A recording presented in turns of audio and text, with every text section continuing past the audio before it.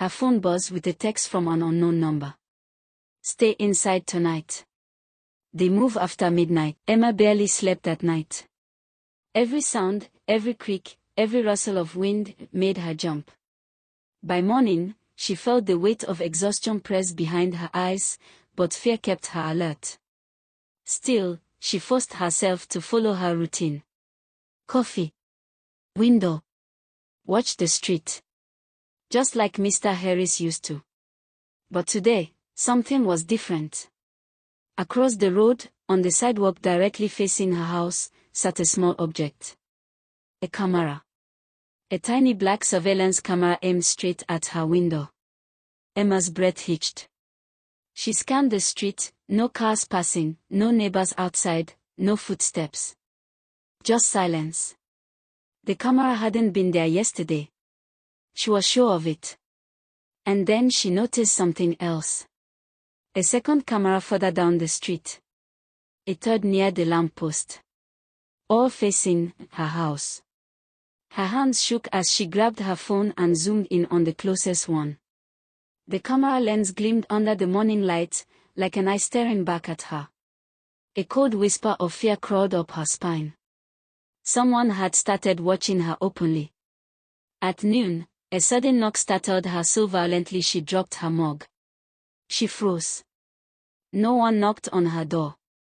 Not without calling first. She approached the door slowly, her heartbeat pounding in her ears.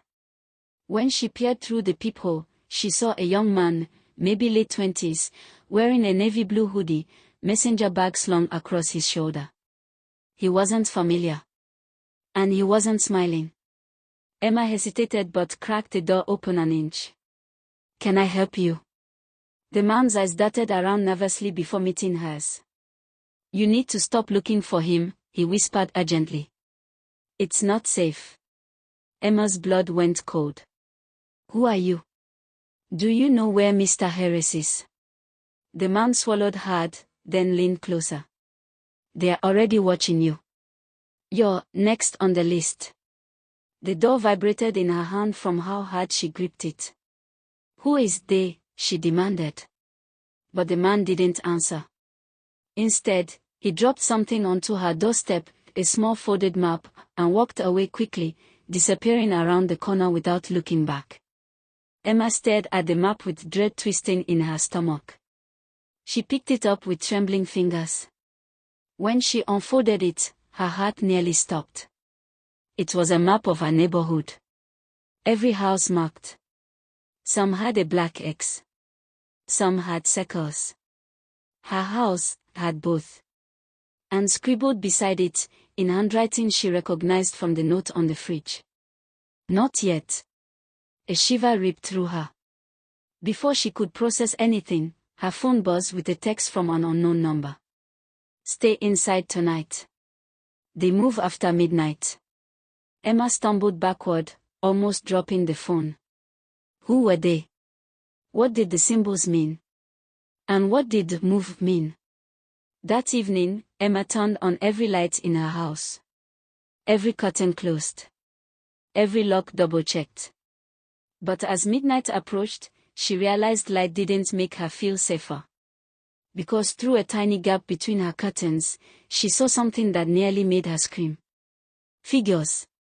3 of them. Standing completely still in the middle of the street. All facing her house. They didn't move. They didn't speak. They just stared.